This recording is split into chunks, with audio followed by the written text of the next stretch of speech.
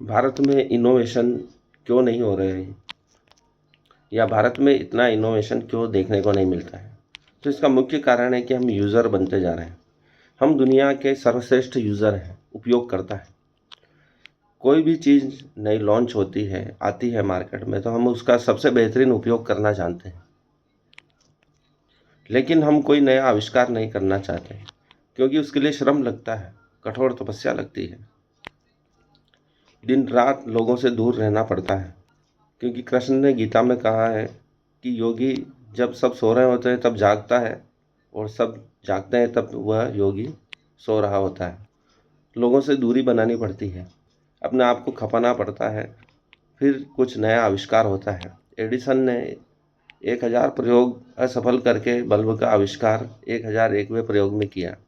दिन रात अपनी लैब में उन्होंने प्रयास किया, प्रयोग किए, श्रम किया, इनोवेशन किया, तब जाकर उन्होंने दुनिया को एक ज्वलंत बल्ब दिया जो आज तक काम कर रहा है।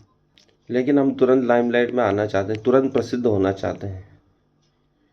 हम में धैर्य नहीं है, जबकि जबकि हमारा वेद पुराण संयम की, धैर्य की, धृति की शिक्षा देते हुए भरे पड़े हैं। जब तक ये सब चीज़ें हम में थी, हमने नए नए आविष्कार किए, गणित के क्षेत्र में अच्छा कार्य किया, चिकित्सा के क्षेत्र में अच्छा कार्य किया, एस्ट्रोलॉजी के क्षेत्र में अच्छा कार्य किया, धातु कर्म आदि विषय, वास्तुकला अच्छा कार्य किया। लेकिन लेकिन हम अब कोई भी नई चीज़ लॉन्च होने का इंतज़ार करते हैं। हम उसका बेहतरीन से बेहतरीन उपयोग करना चाहते हैं, लेकिन कुछ नया आविष्कार नहीं करना चाहते, क्योंकि हम उन चीज़ों को उपयोग करने में ही इतने व्यस्त हैं, मस्त हैं, कि कुछ नया आविष्कार दुनिया को देने की हमको फुर्सत ही नहीं है, समय नहीं है। हमारा कीमती समय जो पढ़ाई में बीतना चाहिए, वो मोबाइल, गैजेट्स, टीवी इत्यादि में नष्ट हो रहा है। इसलिए जो समय है, सभी को 24 घंटे ही मिला है। कीमती समय हम इनोवेशन में, नए कार्य में नहीं दे पा रहे हैं, इसलिए नए आविष्कार नहीं हो रहे हैं। भारत के बेहतरीन स्टूडेंट लोग नए आविष्कार कर भी रहे हैं, लेकिन उसका फ़ायदा विदेशी कंपनियां, चाइना, अमेरिका, दूसरे देश, जो विकसित देश हैं, हमारी प्रतिभाओं का फ़ायदा उठा रहे हैं। लेकिन हम अपनी प्रतिभाओं का पूरा फ़ायदा इसी कारण नहीं उठा पा रहे हैं, क्योंकि हमको इसकी समझ नहीं है। भविष्य की दृष्टि हमारे पास नहीं है कि इस इनोवेशन से भविष्य में क्या लाभ होगा। जिसने फेसबुक का आविष्कार किया उसे मालूम था कि भविष्य में इसके यूज़र ऐसे बढ़ेंगे।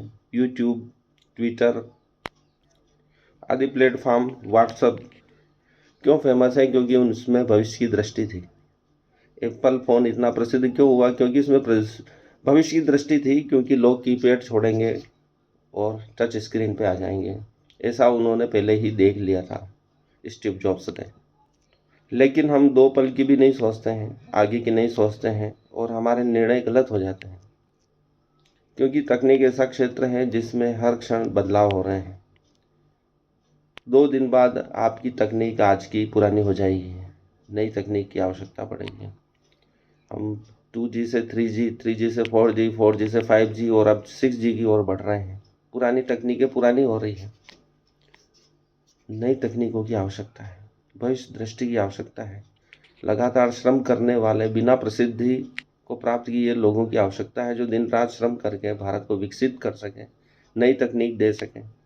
क्योंकि आज तकनीक का ही ज़माना है, तकनीक का ही युग है, जिसके बल पर सारे विकसित देश दूसरे देशों पर प्रभुत्व स्थापित कर चुके हैं।